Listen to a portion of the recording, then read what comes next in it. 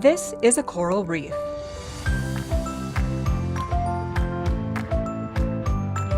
You see pillar corals up over here, you see boulder corals over here, you see sea fans flapping in the breeze, and you see the reef slope of just all of these different shapes and forms.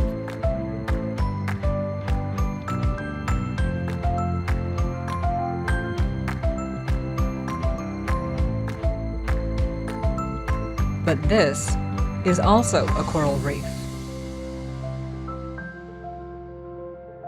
Sort of a sinking feeling of where is everything? Where did it all go? What's under here? What was here before?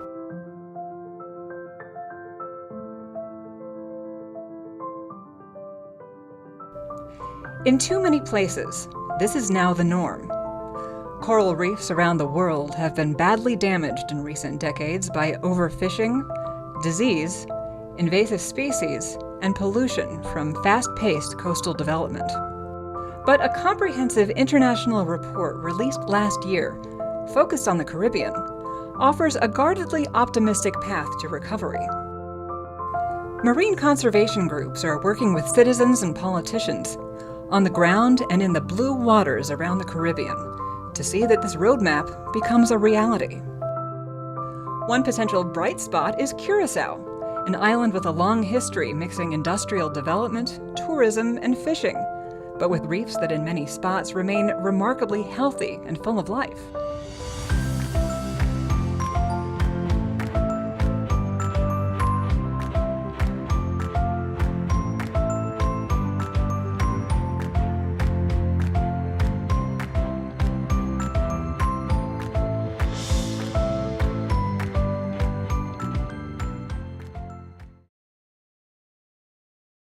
So coral reefs are incredibly important ecosystems in the ocean because they're effectively the rainforests of the sea.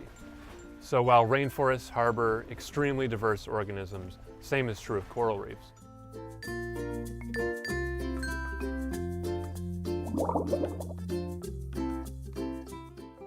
A coral is an organism that has evolved to utilize scarce resources in the marine environment. The stony corals like to live in tropical oceans where there's very little sediment and there's a lot of sunlight.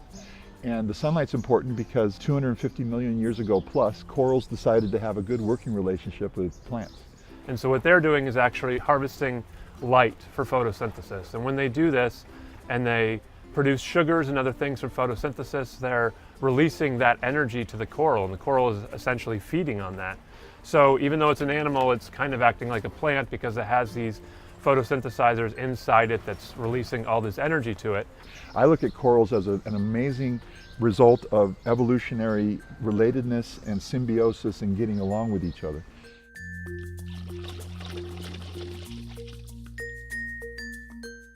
And why this is so amazing is because when you look out at the ocean, out here, there's not a lot in it. It's very blue, and so there's just not a lot of stuff to eat in it. So corals have been able to manage this new way, which is it's very clear, so they use the sunlight to grow.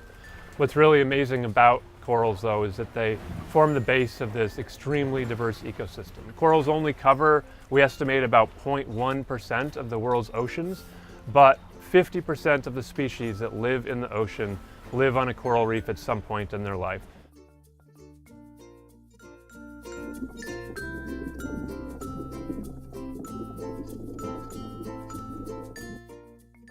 And then in terms of the health of the world's oceans, the vast majority of fish that live in the oceans, they have a larval stage that actually come into coral reefs. And the coral reef entity is a nursery. It's a breeding ground for a lot of these open water fish. For 60 years, the Carmabi Research Station has been advancing understanding of Curaçao's reef resource. So the way to think about coral reefs as being important, I mean, a lot of people think that they're slimy stones. And then, okay, how does it affect us?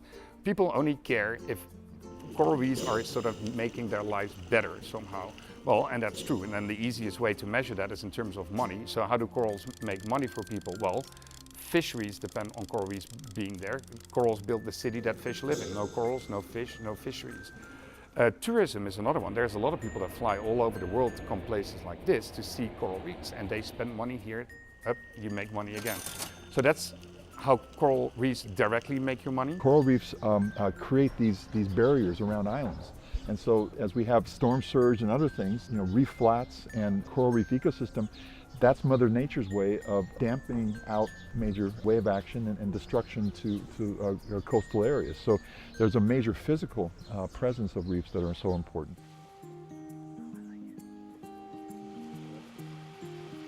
The potential for coral reefs in terms of human medicine is remarkable, and I would categorize or organize that in kind of twofold.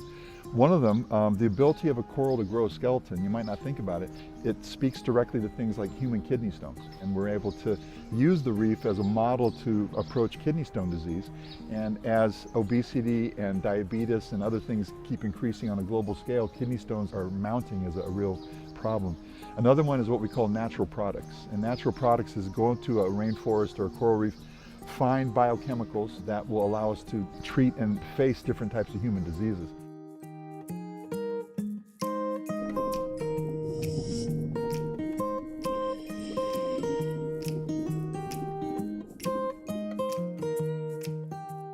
I think Curaçao's been really lucky so far. Curaçao is some of the healthiest reefs in the Caribbean. And that's not because of marine reserves, that's not because of strong pollution controls, it's not because coastal development hasn't happened. The island is shaped like a plane wing. So basically what happens, like a lot of islands where stuff, pollution, sewage, chemicals go in the water, what happens is that there's wakes behind the island. So everything that goes in the water is basically washed away right away.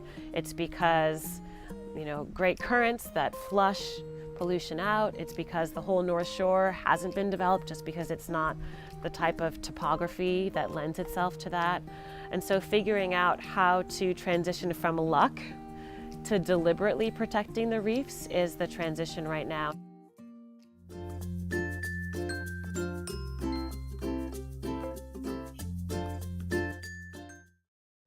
The reason why parrotfish, or any herbivore for that matter, are so special is because of this eternal battle that takes place on coral reefs. So on one side you have the corals, on the other hand you have the algae. Algae can grow way faster. So in that sense, like corals need a little bit of help to prevent that these algae sort of overgrow them, and that's herbivores.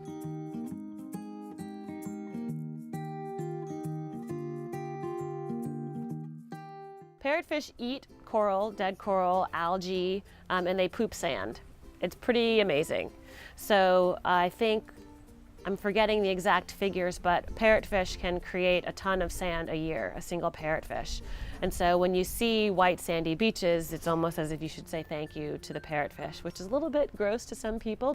People on Curaçao never really ate parrotfish that much. It was not on the menu as it was in many other places, so they were lucky in that sense. I think it's amazing just to think about how big a role that they play in the ecosystem as far as keeping the reefs clean of algae and creating these sandy beaches that we can all enjoy. So making sure that we preserve, conserve, protect the key herbivores that are maintaining that balance between coral and algae is critical, and parrotfish are the #1 in that regard.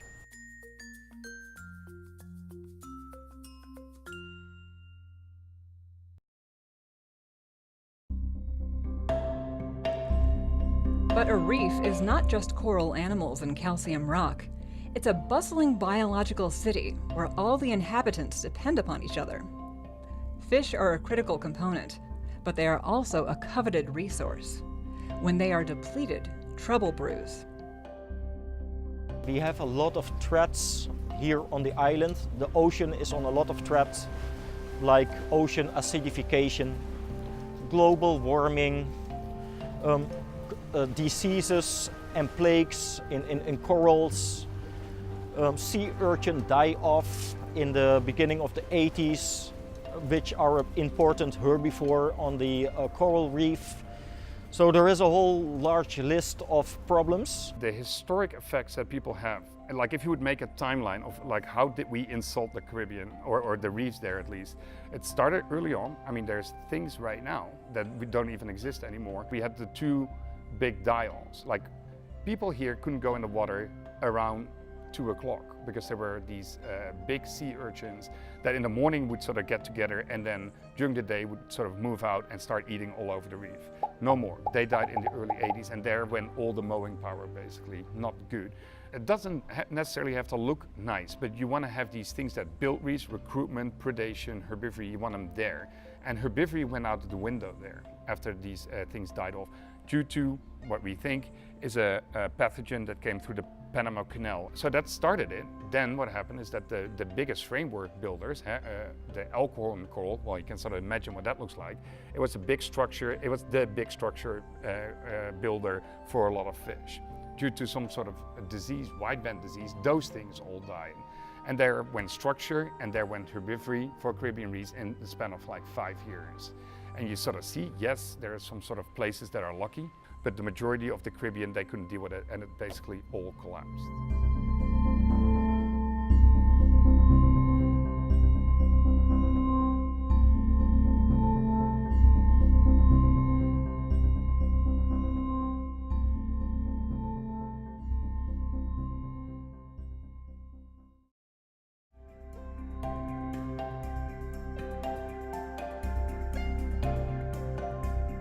I believe that the two most important problems are the pollution and the overfishing.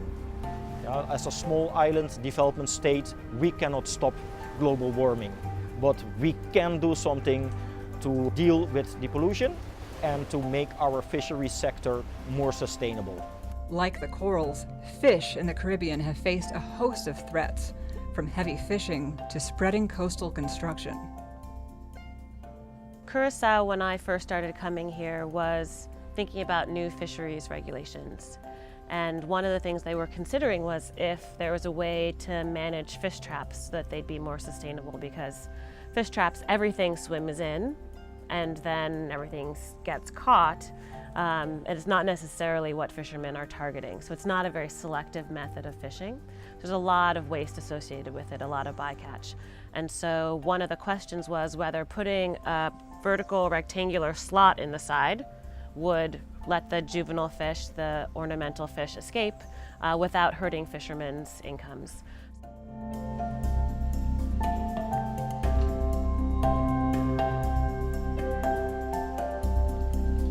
My name is Ryan de Jong. We're one of the old families of the island. My family arrived in Curaçao in 1798. And I'm a very active volunteer of Carmabi Research Center, which is a marine biology institute. The biggest change for me is the Spanish water. I've seen the Spanish water completely with mangroves, the red mangrove. Nowadays it's all gone because it's all condominiums and hotels and houses. The 60% of the fish that live on the reef lay their eggs between the red mangrove. We know we need that fish to eat the algae and to maintain those corals.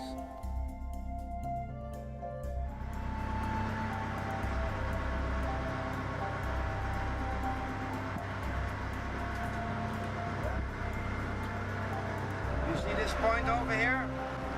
In the past, when I was a small boy, it was all nice elkhorn corals. Now it's all flat. We have a lot of wastewater which is polluting our shores, and you know we depend on tourism and people don't want to swim in polluted water. We're seeing a dumping of sewage water.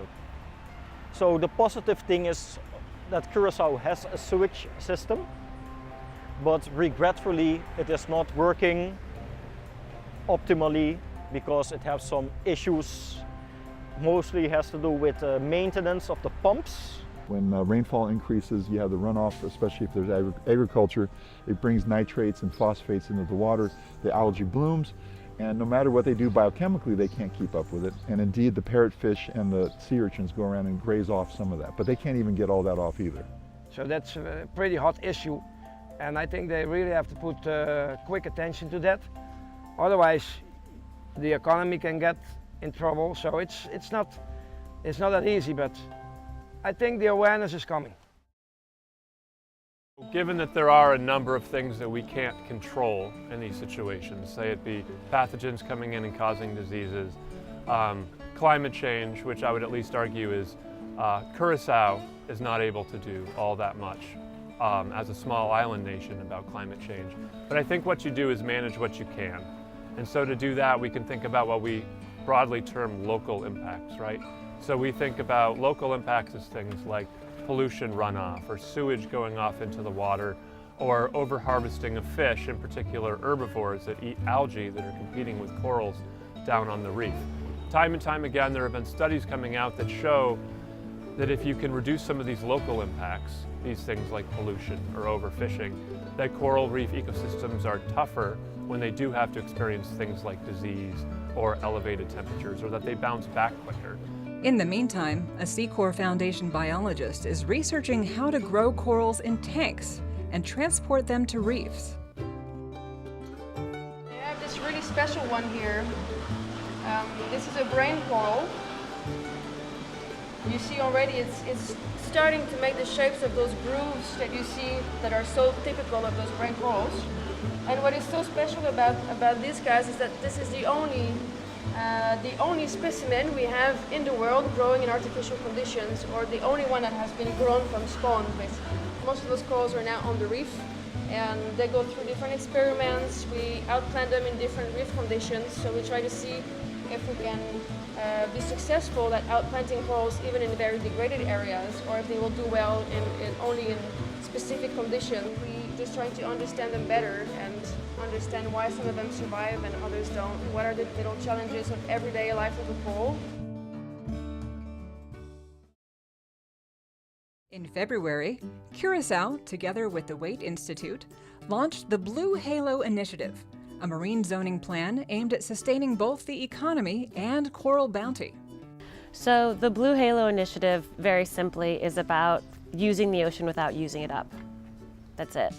It's about sustainable use. So it's not simply about conservation, setting things aside where people can't go or can't fish. It's about finding that balance that works in every place, and that'll be different from place to place. The Blue Halo Initiative started on Barbuda as a small island to do the pilot project, but really the Waite Institute, we look for places where there's strong political will.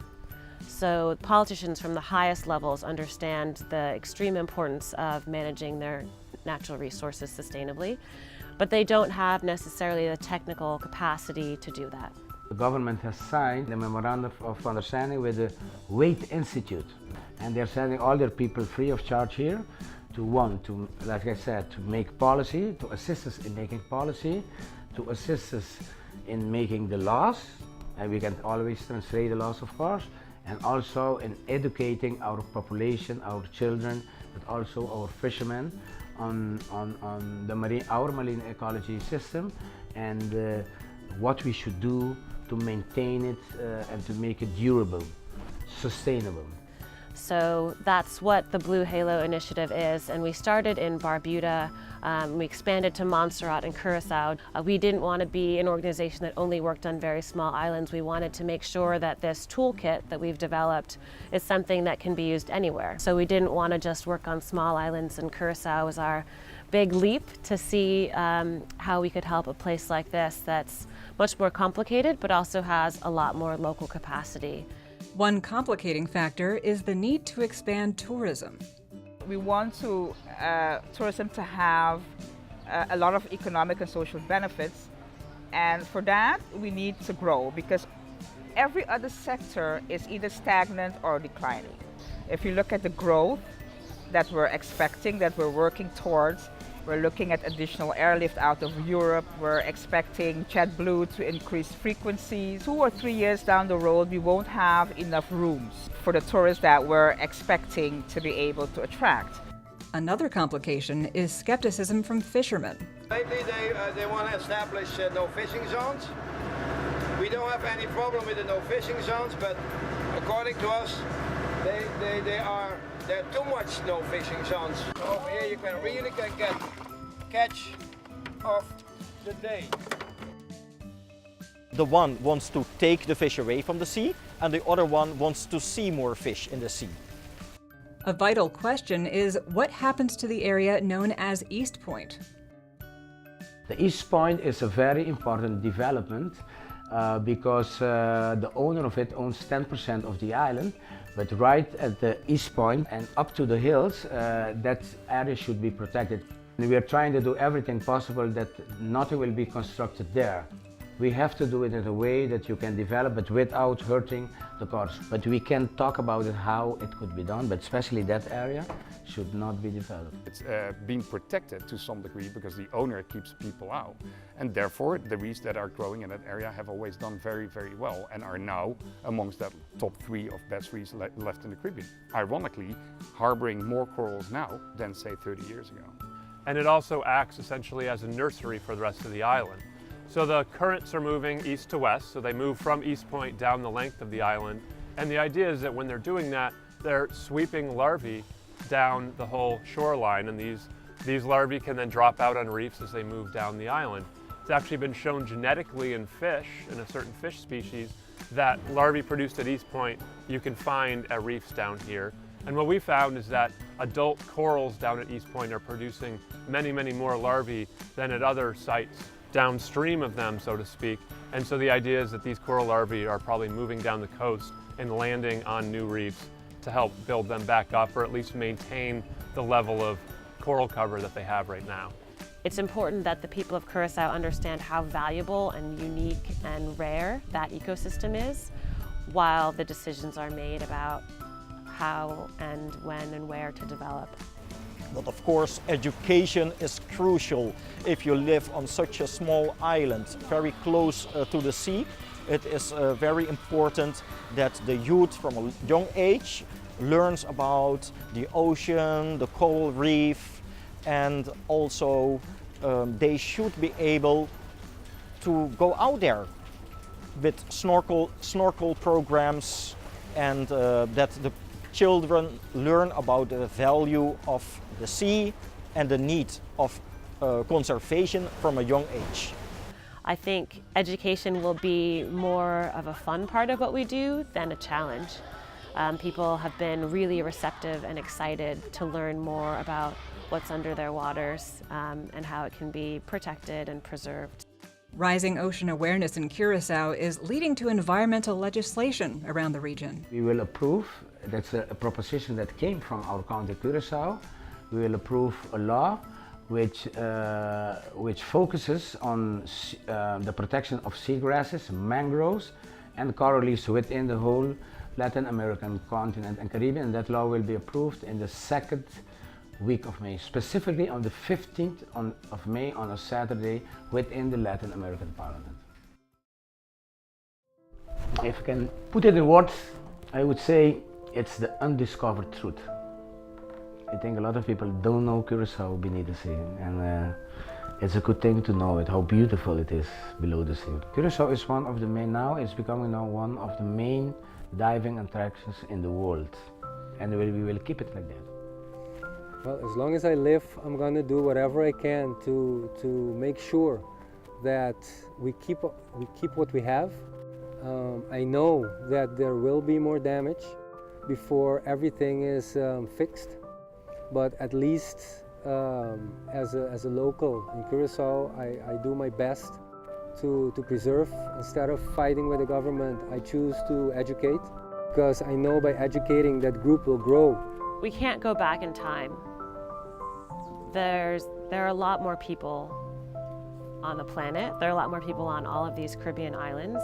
So I don't think anyone really thinks that we can go back to whatever is considered a pristine coral reef. But what we can focus on is how to still make sure that there is a balance and that communities are getting the benefits of their ocean resources in a way that is sustainable. So this goes back to our simple goal of figuring out how to use the ocean without using it up.